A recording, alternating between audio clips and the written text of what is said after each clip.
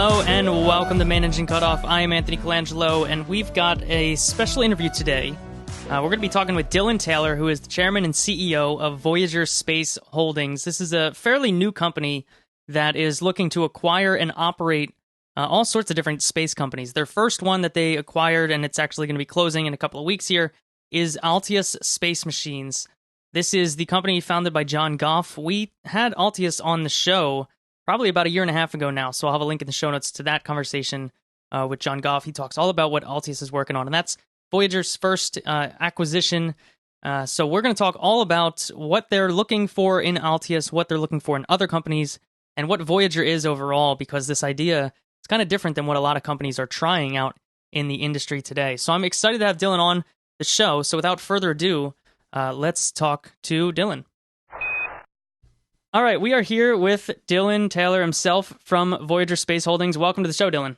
Thank you, Anthony. My pleasure. I was excited.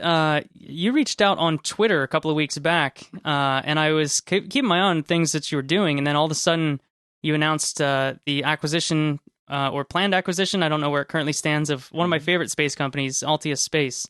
Yes. So this was a pretty good alignment of things here, and I'm really excited to talk about how you're approaching this stuff. So maybe that's a good spot to start. Actually, let's even start earlier than that.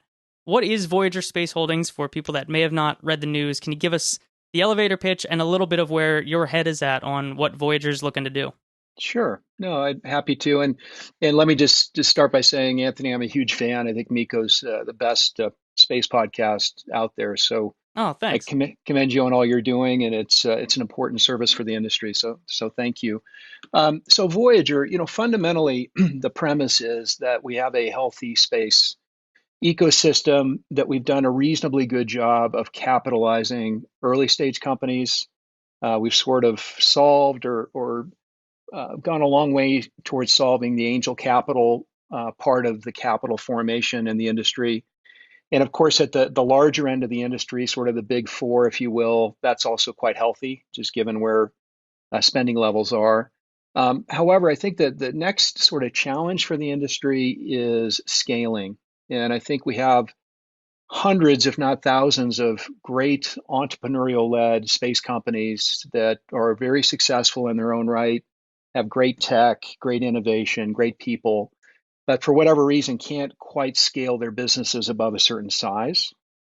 And I think that's a challenge for the industry, because unless and until we're able to get those companies to the next level and have those companies collaborate in I call it fly in formation, to do really interesting things in space, including, integrated missions, ambitious missions. Unless and until we can do that, I think we're holding the industry back. And so if you look at successful entrepreneurial-led space companies today, and you look at the different things that scale with size, obviously capital scales. The bigger you are, the more efficient your capital structure is. But other things like finance, administration, public policy, base engineering, testing, even client relationship management and dealing with the DoD and NASA scales with size. So fundamentally, Voyager is it's an operating company. A lot of people confuse it and think of it as an investment fund. It's not that. It's an operating company that's acquiring controlling interests in terrific entrepreneurial-led space companies, and then empowering those entrepreneurs to grow their business to the next level. And as we build the ecosystem within Voyager, we'll have a master capability that's going to allow us to do some really interesting things in space. And so if you think of sort of the big four, and I would say the big four are really Lockheed, Northrop, Boeing, and Airbus, and you look at their capability, imagine if you could build a publicly traded new space company that had similar capabilities, but was more entrepreneurial, more flexible, more adaptable. I think that'd be a pretty cool place to work. So that's what we're building. And you have a board of directors listed on the website. I don't know if I'm scrolling all the way over, but it looks like 5 people right now. I would love to hear a little bit about how that team came together. Was this something that a couple of you were kicking the idea around, or did it come together in a different way? Yeah. So Matt Kuda, who's one of the primary executives in the company, I've known for years. He was actually a mentee of mine when he was a fighter pilot in the Air Force and had reached out as he was thinking about transitioning from being a fighter pilot in the Air Force to the business world. So I've known him for years, and this is an idea we've kicked around. He subsequently went to business school at Duke. And then, I joke with him, the students become the teacher, because when he graduated from Duke, I think he had Google, Bridgewater, and Goldman Sachs all fighting over him to hire him. So, which I thought was pretty remarkable. He ended up going to Goldman Sachs and kind of getting terrific experience on Wall Street. So he's a key part of this. The directors listed on the website, that's just the core fiduciary board. We have a even more comprehensive and impressive strategic advisory board that's, I think, 13 people now with a lot of industry leaders. And we've also made many key hires within Voyager that aren't yet on the website. But just to cover the directors quickly, we wanted really a national security expert, and we had brainstormed, who is the number one national security expert in the country. And in our mind, it was William Shelton, 4-star, of course, and former head of U.S. Space Command. And so reached out to him, told him what we were doing. He was excited about it, and then he joined right away. And then we also wanted a planetary science capability that was second to none. And in our mind, the best planetary scientist in the world is Alan Stern. I think that's sort of undisputed at this point. And Alan also agreed to join the board. So we've been very successful, I think, in recruiting top talent, and we're excited about that. And that tells me we've got a good idea, and now it's about executing on that idea. Certainly. So let's talk a little bit about your first company that you're getting involved with here. It's Altius Space Machines. People that have listened to the show for a while might remember John Goff came on probably about a year and a half ago now. It's been quite a while. So I'll have a link in the show notes to that interview, because John and I got into all sorts of different stuff that Altius has been working on and was working on back then, still is working on some of those projects today. Where did you first come in contact with Altius, and what was it about the company that attracted you and made it think that it would be a good fit for the Voyager setup that you have in mind here?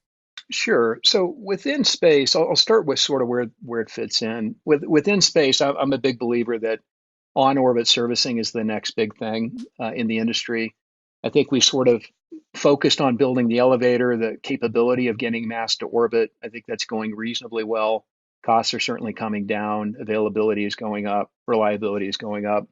But I think the next big thing is to manipulate mass in orbit. I think that capability, whether it's to deinclinate hardware, which of course we've got a space debris problem, as we all know. But also, we have a lot of space-grade hardware up there that's essentially disposable. It doesn't have to be. If we had better capability in orbit, we would be able to manipulate this mass and do really interesting things like refueling and space manufacturing and the like. So I'm a big believer in that sort of being the next big thing. And then, of course, within that framework, I've known Altius for several years. I've known John Goff for years. I think John is brilliant. I think he is the thought leader in on-orbit servicing. I think he's a savant, if you will. I don't know if you know much about John, and he would probably be embarrassed for me telling the story. But this is a guy that went to college at age 16, and I think is just a technically brilliant mind. And again, I think it goes back to the model we were talking about earlier, Anthony. I think John's done a fantastic job building Altius to where it is. But I think we can help him get to the next level. I think we can fulfill the vision that he has in his mind and in the mind of his team there. So I think he's going to have the best of both worlds. He's going to continue to run his own show, so to speak, and be CEO of Altius, but he's going to have the best of a large scale holding company, access to capital, access to resources. And so we're really excited about the partnership. Now, one of the things that John and I talked about back on that show, if my memory stretches that far back, we kind of were both talking about, and this might have been even before we actually did the podcast itself, but we were both talking about how much emphasis there is on space launch these days. And I'm a big part of that as well. I talk about it a lot here on the show because there's so much change going on in that part of the industry. But there does seem to be this kind of void of people talking about what do we do when we get up there with cheap launch? Mm-hmm. And that's why I've always appreciated what Altius is working on, because there's so much there about how to operate in space. So does that, should I take that as an example of where your mind is at for the kinds of companies that you'd be looking for, is that it is focused more on what to do once you're in orbit rather than getting to orbit? Yeah, no, I think in the Voyager context, we want to be fully integrated. So we will have a launch capability internal to Voyager. We'll have a on orbit servicing capability with Altius, but we'll continue to build that out. We'll have a mission control capability, data and analytics. We'll even have a spacecraft manufacturing capability. So we'll build everything, either organically or acquire companies that have those capabilities. So I believe in the whole ecosystem. I believe that as these companies can fly in formation, you can do more interesting projects and missions. So we're definitely not just focused on one versus the other. And I think launch is an incredibly important part of it. But I do think the on-orbit servicing has been neglected, for lack of a better word. And I think the reason for that is we haven't really had a density issue in space. I think that you would know this probably better than I would, Anthony, but I think we're going to launch more satellites in 2020 than the previous, 20 or 30 years combined, if you just look at some of the constellations going up. Yeah, Starlink alone would put a pretty big dent in that figure there. Exactly. So I think the game has changed. Plus, I just think we've lacked imagination. We meaning the royal we as an industry. There's so many more interesting things you can do in orbit when you have the capability to, tug, assemble, refuel, upgrade. Just imagine if you have the equivalent of a grapple mechanism and a USB port on every piece of hardware in space, you can do some really interesting things. And so just think as an industry, and if you look at how industries evolve, and I am sort of a student of this because I'm fascinated by it, you typically would see things like this. And, I don't know if you saw the announcement yesterday with Altius and OneWeb, but I think those are the kinds of things that happen early on to create industry standards. And as you create a standard, it's much easier for people to align around it. And of course, that reduces cost, it reduces time to market, and increases capability. And those are the kinds of things that move the industry forward, in my mind. Yeah, absolutely. I do want to talk about that OneWeb announcement. This was, just this past week. OneWeb is going to be putting Altius's dog tags on all of their satellites. So I'd love to hear a little bit about, is that announcement that was in the works for longer than Voyager was talking with Altius? Is this something that came about very quickly? I would imagine the timeline was a little bit longer on that. But I'd love to hear about, how that came to be and what you see in that deal between OneWeb, the big, one of the big constellations, and what Altius can provide to somebody like that who is particularly interested in, making sure that their orbital regime stays clear of debris. It seems like a pretty big deal that people should be really paying attention to. So I'd love to hear from you about that deal. Yeah, sure. Well, first of all, I think we have to give OneWeb a lot of credit, of course, because I think they're taking a leadership role in providing this capability. And I like the way they framed the release. I think their press release was well done. There was an announcement by the ESA, I think, also today, December 12th, regarding their desire to have sort of deorbiting capability on essentially hardware that goes to space. So I think that the trend is definitely headed in this direction, and I wouldn't be surprised if other constellations take a close look at this type of capability. And that's sort of what I alluded to earlier in terms of industry standards forming as big clients actually coalesce around both a desire and a standard. So I'm very optimistic about that. Of course, the OneWeb conversation with Altius has been going on a while.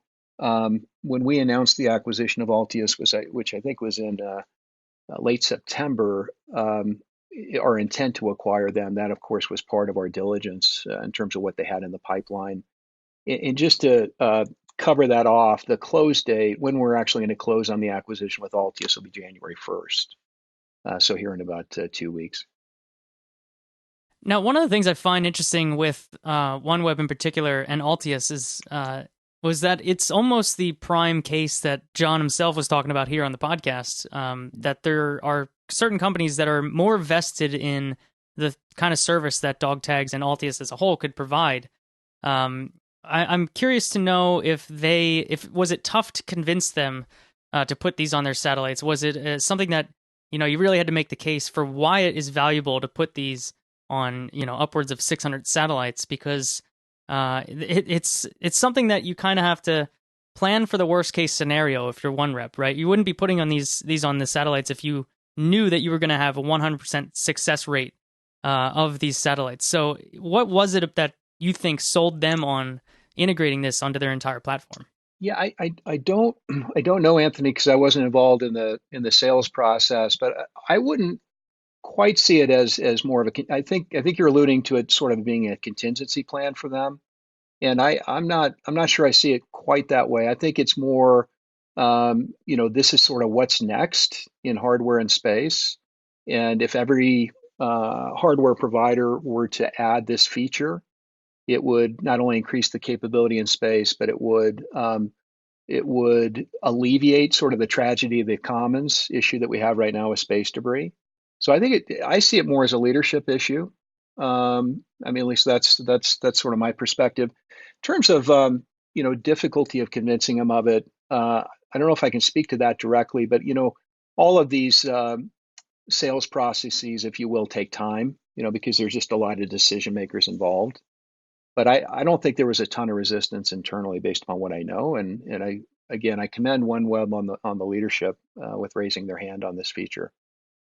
Yeah, it's very cool to hear somebody taking that jump. So I'm excited about it. Before we move on a little broader, last Altius question for you. Dog tag, certainly big announcement there. What are the other Altius products that you personally are particularly excited about to see hit the market over the next couple of years?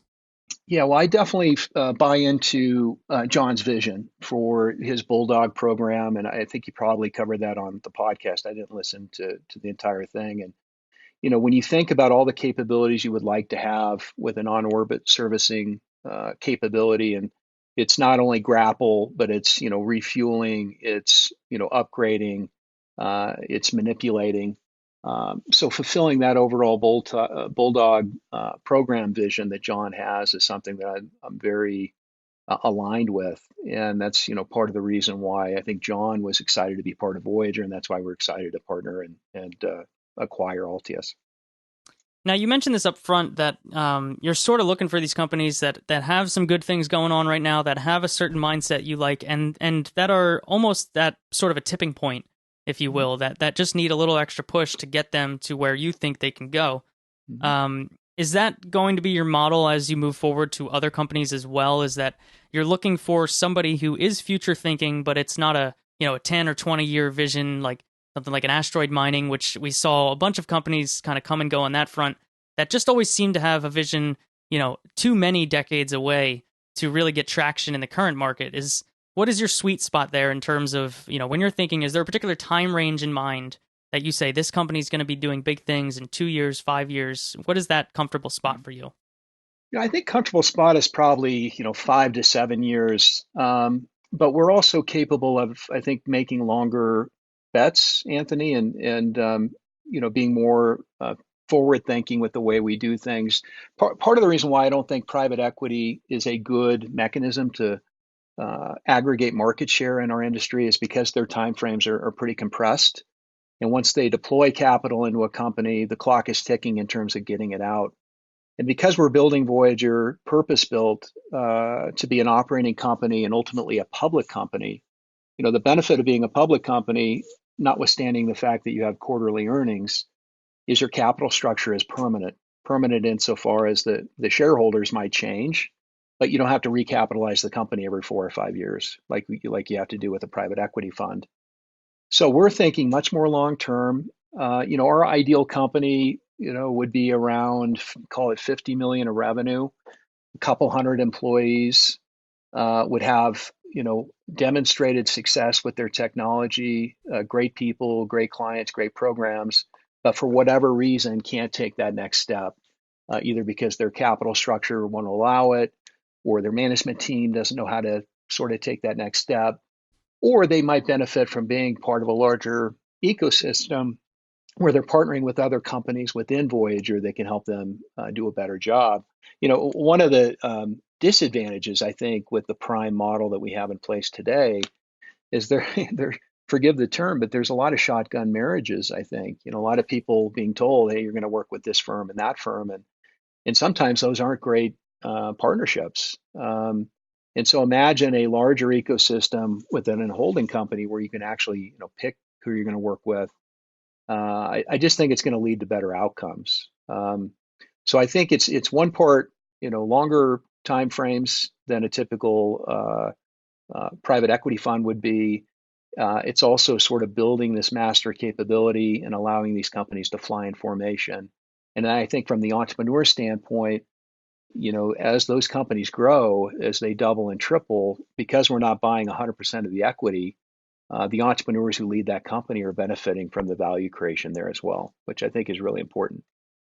Now that's an interesting aspect of this. You're talking about the ability for there to be other investment players in any given company here. Mm-hmm. You do sound like you have some reservations about the private equity model in general, that and the way it's been interacting with space the last couple of years, and certainly, not yourself, but there's a lot of people out there that are wondering if we're hitting a bubble moment where there's going to be a huge investment burst in certain parts of the market. What do you think those interactions would be like in the future if one of your portfolio companies does take investment that might not have incentives that align with your own? Do you see that as causing problems for the vision that you want, or is that something that you're kind of just accepting that as it comes in the future? Yeah, I don't see that coming into play. So, for example, if we were to buy 60% of a company and take a controlling interest, the residual equity, we would insist that really stays with the management team. And then the decision to take third-party capital would be our decision, not necessarily the operating companies, because that's a company we would then control going forward. So I don't see third-party capital coming in. We might choose to take third-party capital coming in. Maybe it's a strategic investor. Maybe it's a large prime that wants to be involved. We could look at things like that. But I don't see misalignment on the investment structure. And just to address your bubble question or thought, I do think we're going to hit a cycle at some point. There's no doubt about that. We've been in a long cycle here, but I think actually the Voyager model works very well in this market, but I think it even works better in a down market. And the reason I say that is I think a lot of the stresses in the system and a lot of the issues with lacking scale become even more prevalent in a down market. So I think there are going to be a lot of companies, healthy companies, successful companies, that are going to realize that they could really benefit from larger scale and being part of a larger company in a down market. Now, is that something that you think do you have a sense that is coming to us in the near future, or are you somebody who's maybe not as down on things? Because some people keep saying it's happening next year. It's happening next year. This announcement this is the bubble bursting, because everyone loves that storyline. But Yeah. do you see it as something that's imminent, or just something, just like you're saying there, that you're kind of keeping in mind and developing a plan on how to deal with that scenario, but you're not necessarily losing sleep over it every single night? I'm pretty bearish about the capital markets. So I think the capital markets in 2020, particularly in North America, are going to be challenged. And by that I mean I think it will be more difficult to raise capital. It will be more difficult to for companies to get early stage funding and the like. So I just think this cycle is sort of run out of gas, and I think 2020 is going to be a tough year. I think for space, though, I'm a bit more optimistic. And the reason I say that is a lot of the revenue is sort of annuity or contract based. We have some really nice tailwinds with the DoD and some of the national security programs that are pushing the industry forward. And then of course we have Space Force and other dynamics that I think are going to be helpful. So it's sort of a mixed bag. I think the industry is going to be healthy, but if the capital markets freeze up, which is likely to happen in a down cycle, you can have a healthy industry, but still a capital crunch. And that's sort of, if I was a betting person, I think that's the most likely scenario. What do you see as the biggest risk to Voyager in the next 5 years, or even in the next 10 years? What's the thing that worries you most about your positioning in the market overall? It's probably a naive answer, but I'm not really worried. Obviously, if you do a bad transaction, especially if it's a large transaction, that can be a setback. But obviously, we're not going to do that. And most of the companies, and we have several in the pipeline right now, are companies that are well known in the industry and people that I personally know and have a lot of confidence in. So I really, obviously, if the capital markets completely shut down, that would be problematic for everybody. But in general, I mean, I do have a sense of urgency with Voyager because I'm so excited about getting to the end state and being able to do some really cool and interesting missions on behalf of the industry. So I do have that sense of urgency, and I guess maybe one answer, Anthony, would be we rush things and we don't build the foundation in a thoughtful way. But I think we're self-aware enough about our business plan that I think we'll avoid that trap. But that might be the biggest trap. Now, from that, it sounds like, you've kind of had this game plan or roadmap sort of thing in mind for quite a while, but, the company itself was only announced a little bit before that Altius merger. Was that something that you kind of wanted to play the cards slow and make sure that you had all your I's dotted and your T's crossed before you announced everything? Or, what went into that decision to kind of keeping yourself under the radar and developing this plan before hitting public? Yeah, I think it was primarily assembling the team and making sure everybody from a timing standpoint was ready to go. But it is interesting. I think we formed the entity on August 15th, so we're now essentially 3.5 months or 4 months into the business itself. But I think from a business plan standpoint, we're well over a year into the business plan because we were able to get so much done so quickly. And I would anticipate we'll have a couple more transactions to announce, here very soon. So things are really coming together very quickly. Now, I know you don't want to talk about what any of those are or even really hint at them, just for, the sake of everything that's happening. Are there any areas of the market that you sense are not for Voyager? Maybe that's a better way to get at this. What are the parts of the market that you don't think this model would fit for? I think just pure financial plays, Anthony. I mean, we've seen a lot of transactions or companies that are just great investments, but ironically, they're not good fits for us because if they don't increase the overall master capability of Voyager, I'll just give you a quick example. I saw an aerospace company recently that has a better way of, creating rivets, for lack of a better word, but basically a fixture company, and great investment. And I'm sure whoever's going to invest in that or buy that company is going to do very well. But that doesn't excite me and it doesn't fulfill our vision. So I would say pure financial transactions. I would say on launch, we will have a launch capability. There's no doubt about that. But I'm not in a hurry to build that for a couple of reasons. One is it's pretty capital intensive, as we all know. And secondly, I do think there's going to be a bit of a shakeup in launch, within the next, call it 24 months. So I would rather sort of address that 24 months from now than right now. Yeah, that sounds like a smart move for me. There's definitely, we're in the era where all the small launch companies are either coming online or falling apart entirely. And it seems like we've still got a little bit more to go. It didn't happen as quickly as people thought it would. But there were some signs this past year of that happening. So that to me sounds like a nice move on your part. So I fully support that. Thank you. Are there any other things about Voyager that we didn't talk about yet that you'd really like to, discuss a little bit here before we wrap up? Yeah, I want to just reinforce the point I made earlier. I mean, I think this will be a financial success. Obviously, I wouldn't spend my time on it and take investor money if we didn't think that was the case. But that's not the reason we're doing Voyager. We're doing Voyager because I think it's the next step for the industry to demonstrate how you can assemble market share and capability within the new space ecosystem. This is critical within the new space ecosystem, and then ultimately have that publicly traded so that retail investors can own a piece of that new space race, if you will, in a fully integrated fashion. And then ultimately just do really cool missions. This is all about getting humans out to space. This is all about increasing our capability, doing things like settlement, space manufacturing, all the things we talk about and get excited about.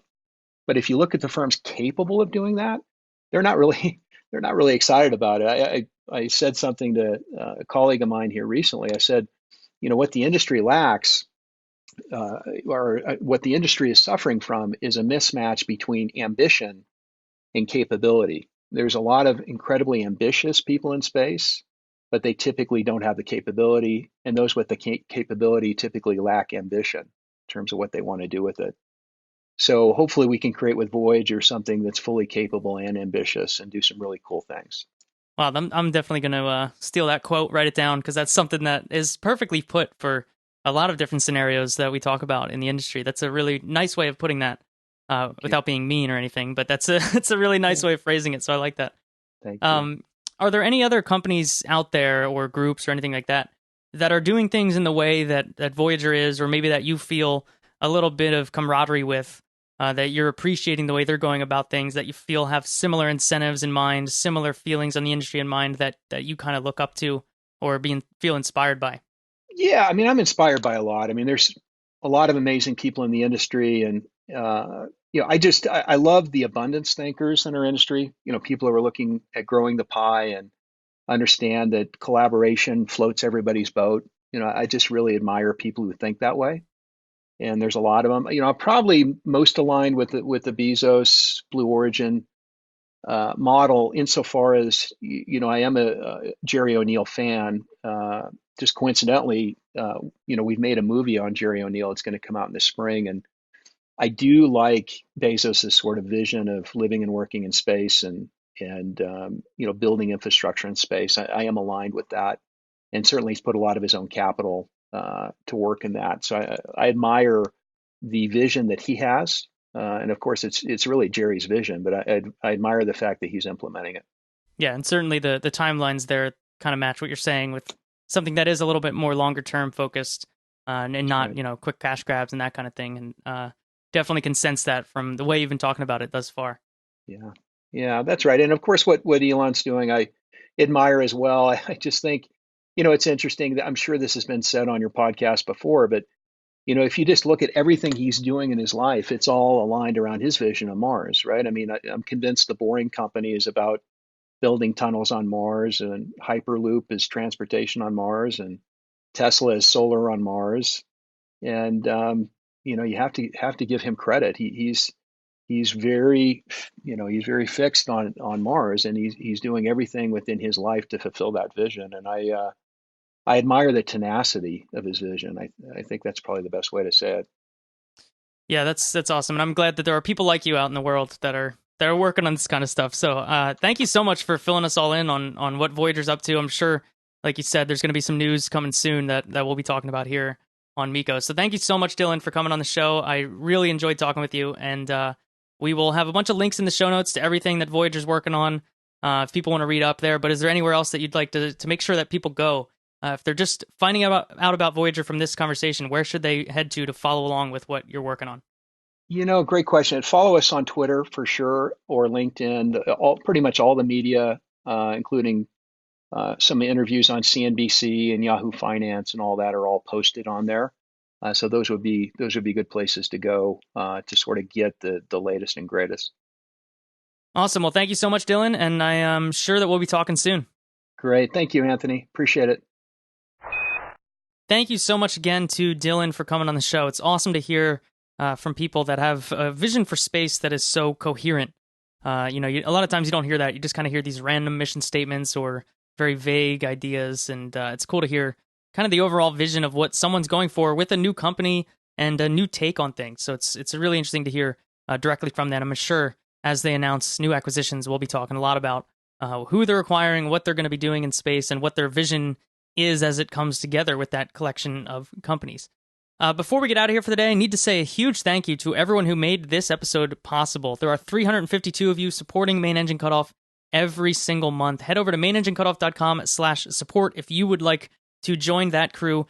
And this episode was produced by 38 executive producers: Kris, Pat, Matt, George, Brad, Ryan, Nadim, Peter, Donald, Lee, Chris, Warren, Bob, Russell, John, Moritz, Joel, Jan, David, Grant, Mike, David, Mintz, Joonas, Robb, Tim Dodd, The Everyday Astronaut, Frank, Julian and Lars from Agile Space, Tommy, Adam, Sam, and 6 anonymous executive producers. Thank you all so much for making this episode possible, and all of your support has been incredible. We've seen a lot of numbers ticking up lately, so I think it's going well over there on Patreon. If you're not a member yet, if you go over and join there, $3 or more a month, you get access to headlines. Every weekend I go through the headlines of the week, talk about every story in space, small, large, whatever, give you my thoughts on them, give you a little analysis that might not come up here on the main podcast. So it's a great way to get a little extra podcast in your life, and to support what we're doing here on MECO. So thank you all so much for your support, and with that, that's all we've got here today. Now, I'll be back pretty soon in your feed with another really fun interview that I did this past week as well. So check that out on Monday. They'll be posting that 20-minute interview or something with T.S. Kelso of Celeste Track. So get pumped for that. And until then, thank you all so much. I will talk to you soon.